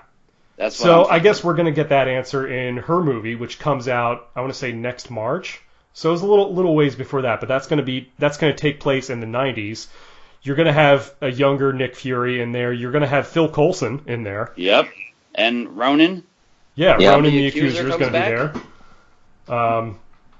Wait, did you just say Fury like without an eye patch? Yeah. Correct. Yeah. Without an eye patch. He's probably going to look more like Gibbons from the Triple X movies. Oh wow. Yeah, there's a couple. Dude, I have loved Brie Larson since Scott Pilgrim vs. the World. That's right. Yeah, she's in that movie, right? So here's my envy, Envy Adams. Okay, here's my question that's gonna blow your mind. Okay. All right, ready? All right, so Thanos, before the snap and the gauntlet, he went around to places like Asgard, or the Asgard ship, but other planets. He took out half of the life already. Then he snaps his fingers with the gauntlet. So that means half of those lives are probably gone. That's right. So you're literally whammied. So Yeah, are they like- down to 1/4 now? Is that what you're asking? I think some That's what planets are, yeah. Maybe, I would imagine you're down to 1/4 on those planets. Gamora's planet, whatever Nebula's planet was, absolutely. And remember all the Black Order. He did the same thing to their people's planets Yep. too. All right, we'd have to crunch the numbers on that, but I don't know. Asgard is reduced to 1/4 of its population. It's like 27 people now. It's just Korg and Meek, basically. It's just Korg and Meek and a couple random Asgardians. Where did everybody go? I don't know. Yeah. Oh, did you guys notice how much of a toll it took on that gauntlet to I use did. all 6? Yes, I did. Yeah. Like, man, that thing was just, it's like burnt, like it's almost destroyed. Not only that, but on second viewing, his whole arm took a toll. I didn't Like see that. I only noticed the Yeah. glove. Damn. So it's like, does he Yeah. not have the stones anymore? Did he No, he not? does. No, the stones are fine themselves. It's just that the gauntlet, to be able to harness all the Huh. stones, is like, Is like melted. it's melted. But maybe he'll So- have to go back to that forge. Right. Well, Yeah. that's because Or that's someone else might. Because that's what I'm saying. If like, you know, if the gauntlet is melted, do the stones like scatter again, or like how does that work? It didn't show them scatter. So He just might not be able to do a second snap, for example. Got it. yeah, he just can't. Yeah, you can't do the second. Can't use but all of he- them. But he completed his mission. Like He sure the did. one thing he's been wanting to do, and that for me, that ending, I don't know. Those last 5 minutes did not feel like a Marvel movie at all. For me, it was super cinematic. It felt Yeah. something really artsy. Like, let's look at the Criterion collection of this shit or something. Right. Oh, It felt yeah. really, I don't know. It was kind of perfect. It was Like and- directed by Wes Anderson. Yeah. It felt. Yeah, felt when he great. sat It down and felt saw very the cinematic. I sunrise don't he know. always wanted to see, I was like, oh and my just, god. And just cut Oh to my god. and just cut to black. Cut to no, credits. No big Yep. like post credit thing. It was Yeah, and just it's Nope. great. Sad it's great that music they for 12 challenge. minutes until you get the after credit scene. Yeah. It's great that they challenge, commercial audiences with that type of ending. Not just like a kind of like sad ending, but more of just listen to the score with the imagery and cut to black. Just think. deal with that. Yeah. Yeah. Deal with that. Dude, on my second viewing, there's a couple in front of me, and the girl was just having so much fun. And then all of a sudden, like when Thanos sits down, he has this little smirk on his face, and it goes to black or credit scene. She like threw up her arms, like what the? Yes, it was kind of funny because I could step back and like know what's coming, but she was just like, what the hell is this? Like. Oh my god. that was pretty much Christina's reaction because I tried to let her know that there was another movie coming out there. I didn't quite communicate to her that this was a part 1 of 2, so she was like, "What? You can't end it there." She didn't. Real quick side note on that. The first time my wife ever saw I'll be real quick. The Lord of the Rings, the first Lord of the Rings movie. Oh yeah. She had never read the books. I Right. had. So she literally thought it was just the one movie. So it ends without having really even begun. She was furious. I mean, she's like screaming at the screen. Like, are you effing kidding me? This sucks. 3 hours to Same this? feeling, I'm sure a little girl had. Yeah, no, I mean that ending was that was a bold move. I liked Yes, it. it was. I that's it. I'm seeing it again this weekend. Yeah, no, it's crazy. I mean, we're gonna have to wait an entire year for part 2 of this. Yep. I almost feel like they should have released Ant-Man and the Wasp before this, just chronologically. So it's gonna be weird seeing that and kind of knowing what's around the bend. I'll But bet you the end of Ant-Man and Wasp might Just go up against this. Yeah, I'm Like, That's sure what I'm like saying. someone's That's what I gonna- was Will thinking. be the snap. Yeah, like someone's Yeah, gonna I'm be thinking how crazy would it be if like Ant-Man was with his family and he started seeing his family Yes. like great. Oh my God. gosh. That's what I'm thinking happened with Hawkeye too. Yeah. Yes, there you go. Right, Yeah, though, yeah. 'cause he's on Does that house mean- arrest does with that Ant-Man. mean that all these people like half the universe, are they technically in the Soul Stone? I think was so. used to end their life. That's Yeah. a great point. Because apparently as the well. Soul Stone is, because after the movie, I've seen lots of articles and stuff I've read, kind of catch up on my Marvel history and all that. But the Soul Stone seems like it's kind of like a I don't know if it's like a paradise of some sort. It's kind of like a heaven type scenario where it's hanging out and chilling. Yeah, I mean, it's Really the Russo said it's a pocket dimension. Pocket dimension. Yep. Right. Yeah. So are people gonna be pissed if they come back out of that? Be like, dude. Yeah, like that was great. Dude, we had it good. We all got along. Why did you bring us out? We were having a good time. Yeah, but it's like I was single again. They are basically We were hanging out immortal. with They just T'Challa's live. family. It was great. Yeah, it was awesome. What were you saying, Antonio? No, it's like, I guess kind of they live like they're immortals. If they're in the Soul Stone, they just like live forever. Kind of like, yeah, it's like an afterlife. I think I don't think it's like a paradise. I think it's just like a purgatory. That's a good point. Okay. Kind of, yeah. I think that's what it's more like a purgatory. Like that's what I'm. But it's what, weird, at least that's how I see it. A lot of apparently the Russos have been talking about a lot of stuff, like you said.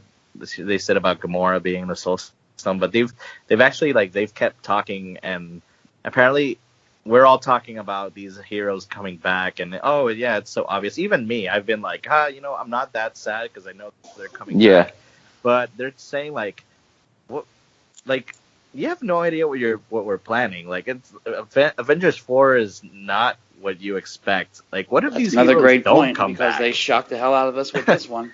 Like, yeah, several of them have to come back. Their movies are literally are coming out. But how ballsy would it be if those movies are all prequels, like you said? I mean, they're not going to do it. But how? Like a Spider-Man prequel, but you would it's all just a giant misdirect, and be like, nope, we're done. But but after they're all 10 dead, years, everybody's dead. Goodbye. After 10 years, you really have to shake it up, and you have to. And start, also think of this. getting rid Although of. they're not going to do it, but think of this. Going strictly comics-wise, they could keep Spider-Man going with Michael Morales because he becomes Spider-Man in the comics. Miles Morales. They could keep Black Panther going with Shuri because in the comic he becomes Black Panther at some point. The Guardians of the Galaxy is a rotating team. Well, Again, they're not going to do it, but what a mind trick.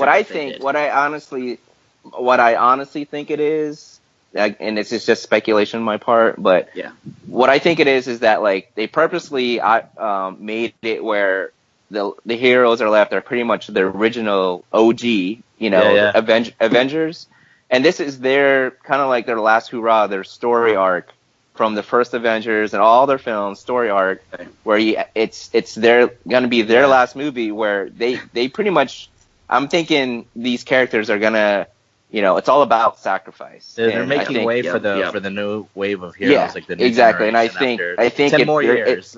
I think it involves their sacrifice. 10 more years. Avengers, it involves their sacrifice to get the new heroes and going, and that's where we'll pick up. That's you think Avengers Infinity War was sad? Wait for Avengers 4. I know it. I'm so scared. Because it's like really the end. Yeah. So I think that's just like they did that on purpose, so that way they get like, you don't have to work, you don't have to service all these new characters.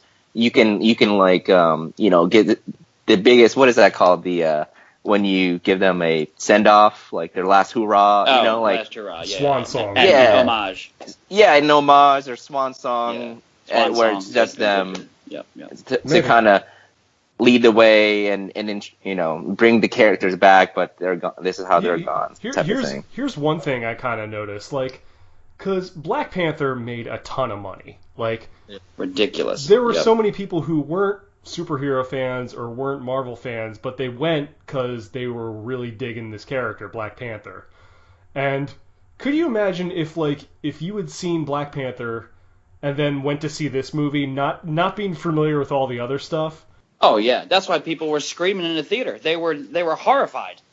They're probably thinking, like, can you imagine, like, if you're just a Black Panther fan, don't know anything about the other characters, and you're probably thinking, like, what the hell is going on? Like, I came here to see more Black Panther, and what's all this other alien crap? No, that was just something I Screw saw. you, Marvel. I'm pretty sure that we got more Black Panther in this movie because There's because no of way that, he doesn't get more of his own movies. Like that's. Oh, I know it. Yeah, I know. No, I meant like in Avengers 3. I'm thinking there was probably originally less of Black Panther's scenes. Good point. I think we got even more of his scenes just because of the movie that came They're out. thinking like, we better go back to Wakanda for this one. Yeah. We're doing a big Wakanda scene. But by the way, that whole fight scene kind of reminded me of the Phantom Menace a little bit. Oh yeah. Okay. With the dome and the shields. Yeah. But let's face it. Energy shields, This was way better than that. Yo. I'm sorry. It was way better than that. Well, totally. It's but I'm just saying that's what it reminded me of. I can see your similarities though, because it's a battlefield and you're dealing with like shields and all that. I mean, like laser, not laser shields, but energy shields. What happened to the whole For Narnia memes? Remember the For Narnia memes? Like every time there was like two sides in a big epic battle, it would always be For Narnia. Oh yeah, Either for Harry Wakanda. Potter or Right. Lord of the Rings. You haven't seen the For Narnia memes? Oh man, that's like a classic. I'm just waiting for someone to blame this all on Jar Jar Binks. Yes. Just for no reason. So lately there's been a big deal about the title of Avengers 4 because the Russos said like, oh, It'll spoil something from what we just saw, so they didn't release the title, right? they didn't release the title, it'll spoil something, and then they said when you hear the title, it's just gonna like, I don't know, it's break you or it's gonna like devastate you. Avengers or whatever. 4 Electric Boogaloo. Avengers 4, Tony's death. It's like Now- Avengers 4 Into the Soul Stone. Now, mind you, since then, with people like coming up like, oh man, I wonder what it is. Feige has said like, well, now that that's been said and people are wondering, it's never going to live up to expectations. So, because it's just the title, Gotcha. like it's just the title, so don't freak out. But I'm wondering, like, I'm trying to figure out like what it would be. I'm thinking Avengers it's 4. gonna be. Avengers 4. Just kidding. They're not really dead. Yeah, right. I'm thinking it'll be like Avengers 4 Endgame. Like, Okay. That'd be cool. Okay. Something like that. That's not bad. Yep. So I don't know. Just, I guess you guys haven't heard that. I was wondering what you would have thought. I have no idea. No. Yeah. Could be anything. Normally, right now, I would go through the cast. I mean, look, everyone kind of knows most of the major players here already. Definitely a big shout out to Josh Brolin for coming in and just giving just talk about what great CG effects, great performance all around, so nuanced. And I will One-eyed Willie.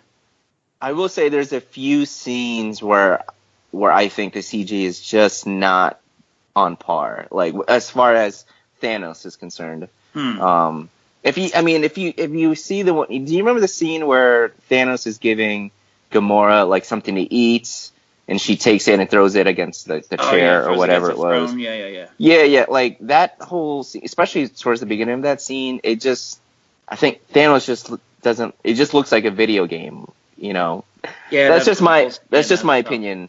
Huh. It's tough to make these movies where you have to CG in like these big time characters. There might be different, like, because they have various studios, I think, doing. Oh yeah, I saw that. Different. 14 Yeah, they minute have like a credit bunch scene. of studios. They have to divide the workload. for Yeah, all they the do. CG stuff. So Yeah. probably ILM some did some scenes- of it, and Weta Yeah. Digital, the guys who did Lord of the Rings, Then- did some of it. Yeah. Some might be That's better actually quality good to than know. others. That makes sense, Antonio. I didn't even think about that. I didn't So, either till I'm- you said it. Yeah. That's probably why I saw it like that. one other thing I wanted to point out. In the trailer, we saw the Hulk fighting in Wakanda. And that was on purpose, like you said before. That was misdirect.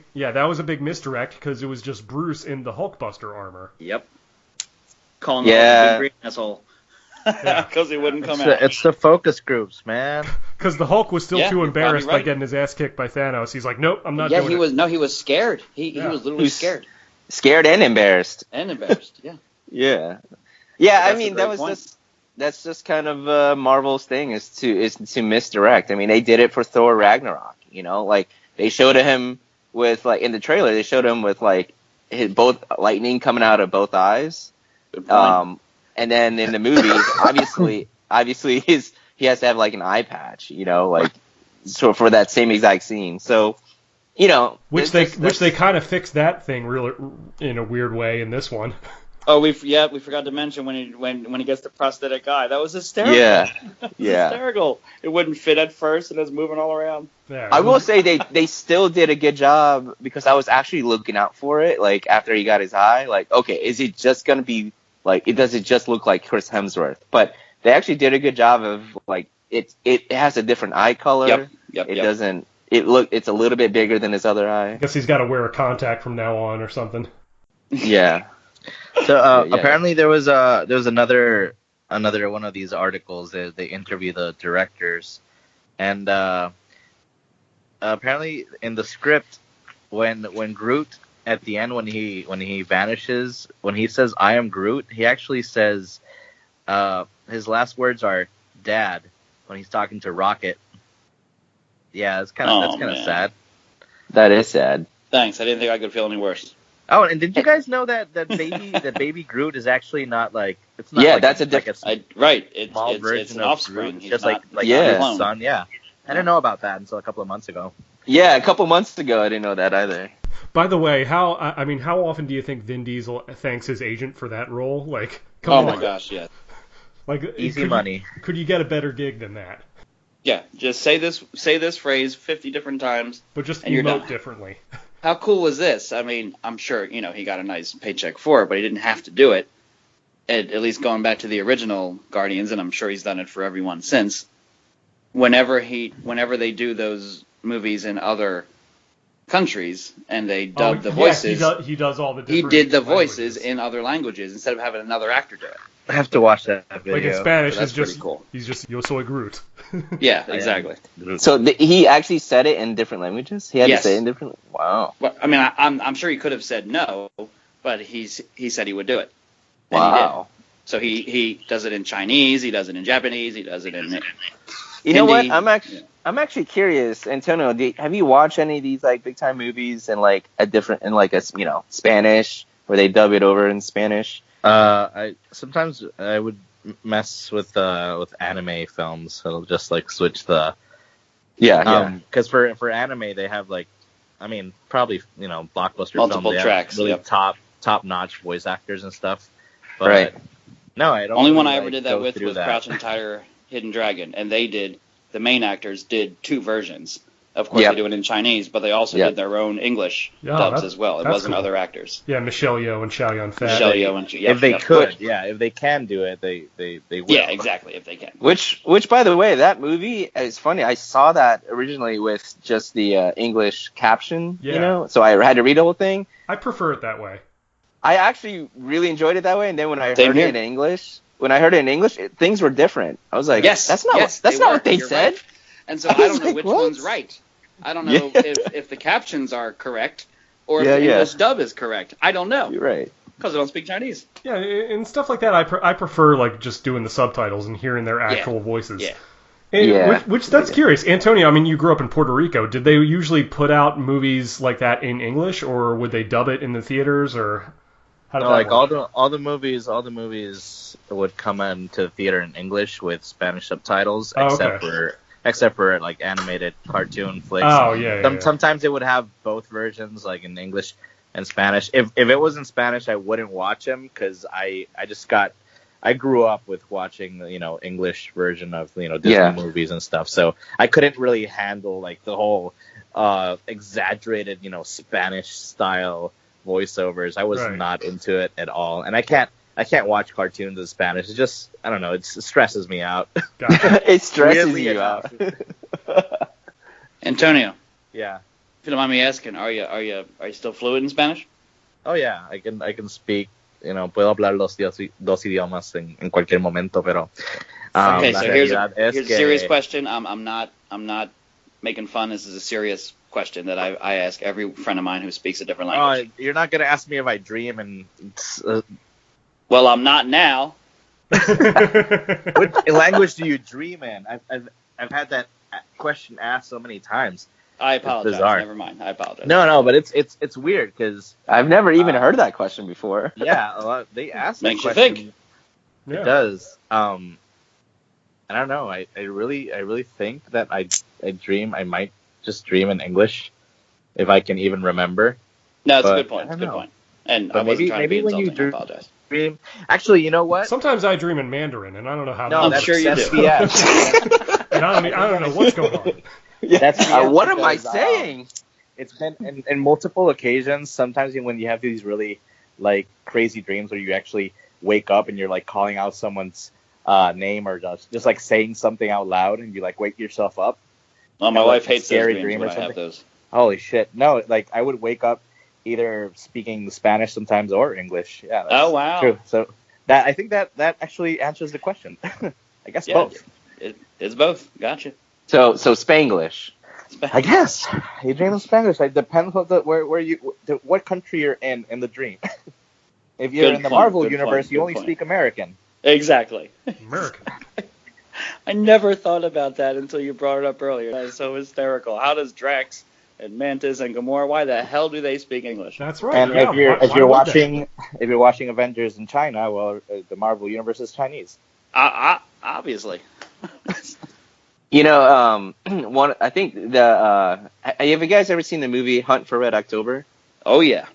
That movie has literally like done the best. I'm what you call it, like making you understand that they're speaking in language, but then you're gonna understand it because they like at one point you're in the Russian sub.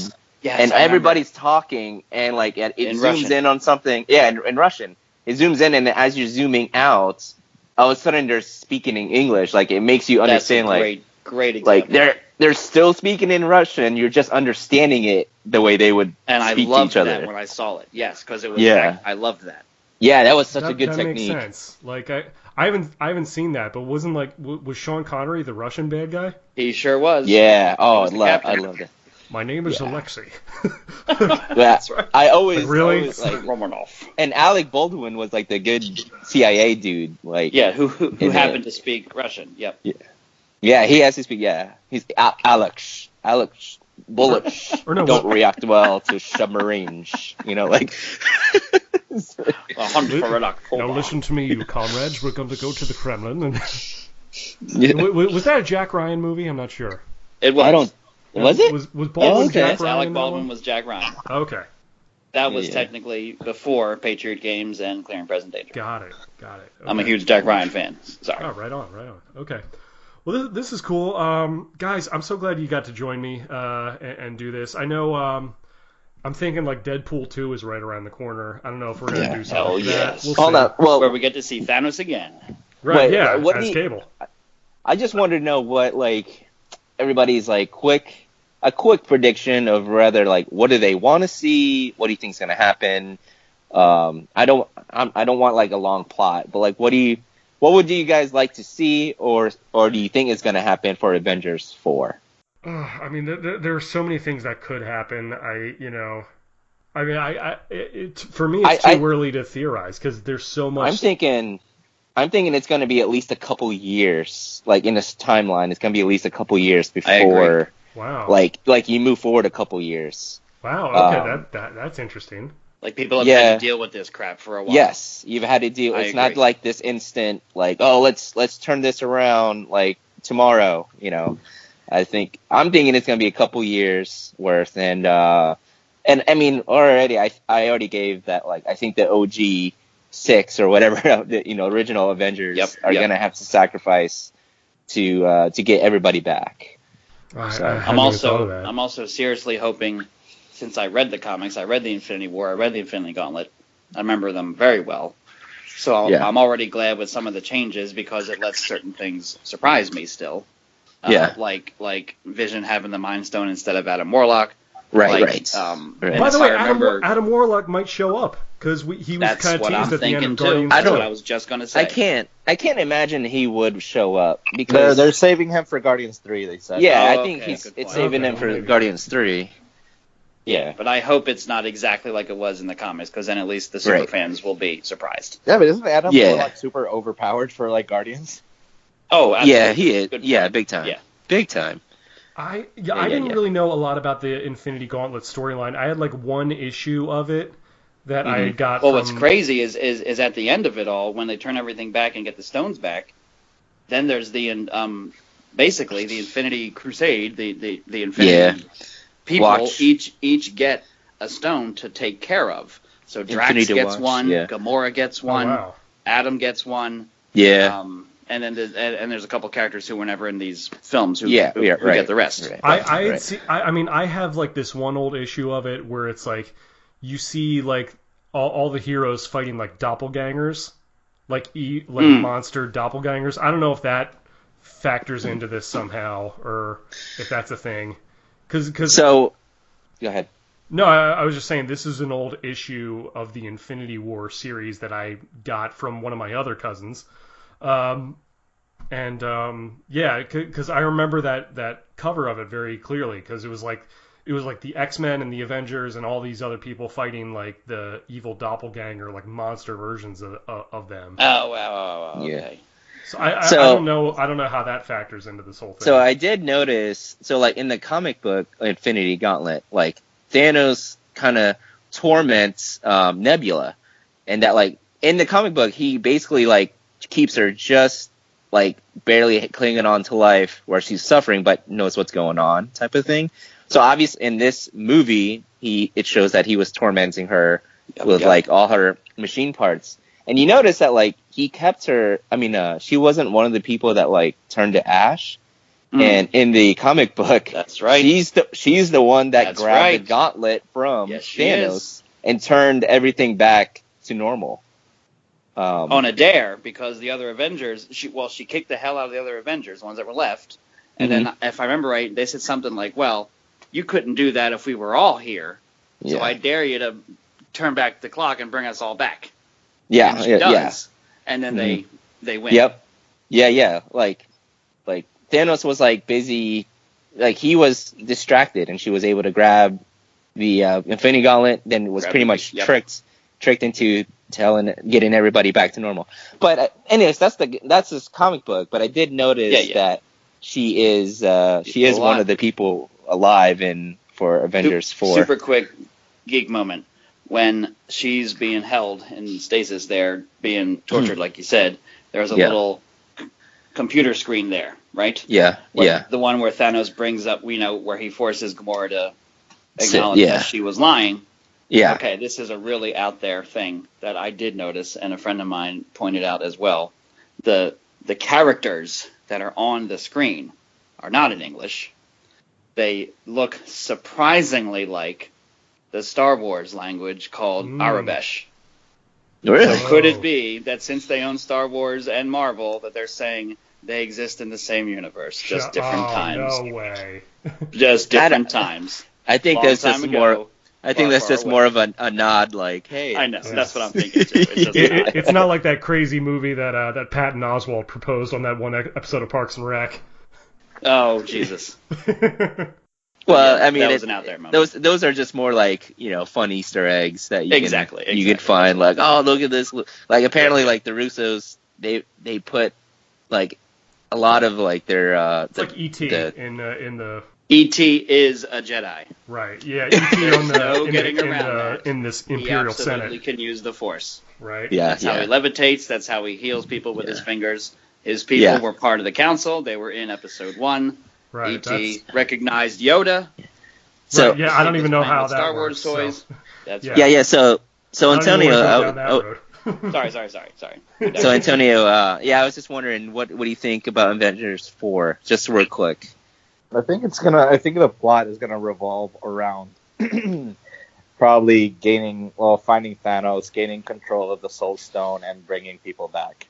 It sounds like maybe some characters, like maybe that Vision stuff that we were talking about, like downloaded. Maybe they'll bring Vision back, or something will be a key to maybe locating the Soul Stone. I don't know. Maybe since he had one of the stones engraved himself. I don't know. Seems like that's going to be the main plot. And Captain Marvel's going to figure into this somehow. Absolutely. I've heard that some people theorize like Thanos probably won't even hardly be in Avengers 4. It won't even be the main bad guy. That's very possible. I mean, that would be kind of crazy. Because Thanos like already like completed his arc, and apparently they used up all the storyline from the comic. Yeah, he'll just be kind of chilling on his planet, be like, "No, I'm good." Yeah. Yeah. But it's interesting if it's going to be a direct sequel or if it's going to be, like you said, maybe some time after. Yeah, that was a great point, John. That would be crazy, but Yeah. I think a very likely possibility. I think. Yeah, I mean, More just time speculation. has It was like actually a couple of years after, because damn, like literally like half of the Earth is technically gone. Right. They've had to deal with They can't that. let that slip, man. It's the Avengers. They got to do something. Yeah. Yep. Yeah, it's true. It's crazy to wrap your mind around, but yeah, no, I think we're gonna close it up here because we've talked a lot about this movie. There's so many things we could do. Before we go, like I said, I want to thank all you guys for joining.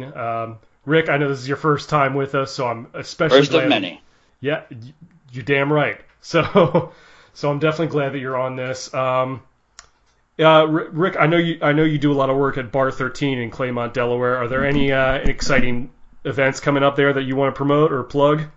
Sure. In fact, you guys, we just had one a couple weeks ago on opening day of the Avengers, which was so great. We had a burlesque show that night where the lovely ladies all dressed up as Avengers. It was one of the coolest nights ever. Our next big event is going to be on May 17th. It is called the Halfway to Halloween Party. I like it. So people are going to be encouraged to dress up in Halloween costumes. It's being DJ'd by one of our best DJs, Mighty Mike Saga, and it's going to be a great night. And you can always check out our Facebook page, Bar 13, also Asylum 13, and we have a new website that we just created called just bar13.com, and go check it out. Very cool. Yeah, no, if you're in the Philly, Delaware area in the Northeast, go check this place out. It's a really cool thing. Antonio, Nice. how's some of your film projects coming along? Clear Your Mind, also The Girl with the Flower. Where's that at?